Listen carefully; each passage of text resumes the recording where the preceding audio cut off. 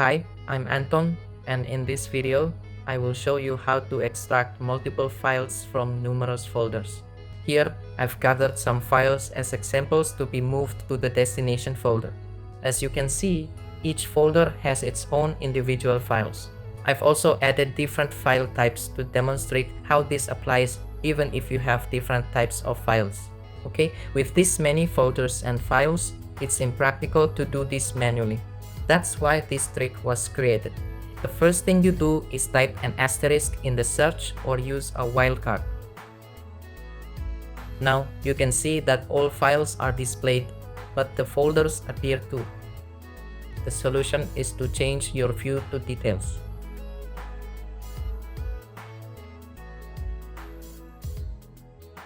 Then you can sort by type. If it's not there, right-click and select type. Then click at the top here to filter based on type. This way, each file type and folder will be in order. You can see that folders are ordered from beginning to end. The JPG files follow the same order. Then the PDFs and then the text files. To move all the files and extract them from all existing folders, just select these files. That means excluding the folders. Click the first file, hold down the Shift key, and click the last file.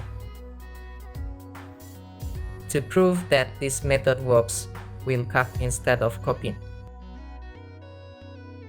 Then go back to the initial folder and move them to the destination folder.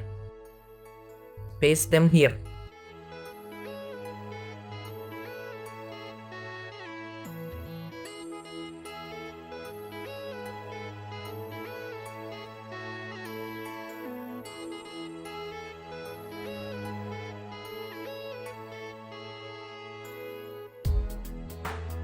If a duplicate pops up, we first check if the files are the same.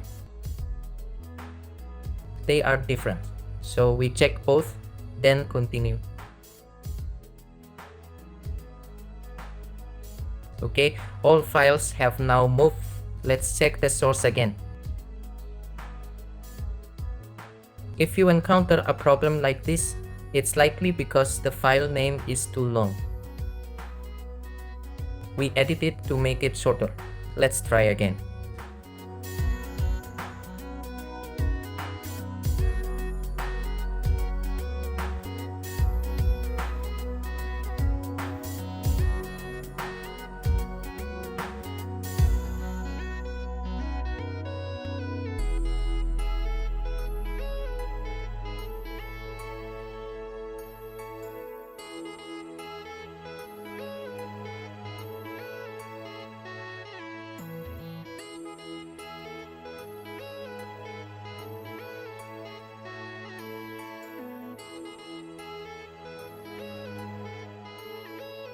Indeed, the files previously couldn't be moved because the folder name was too long.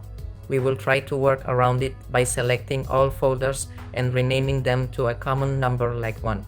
This shortens the root folder to avoid excessively long names by making it shorter. We will try again.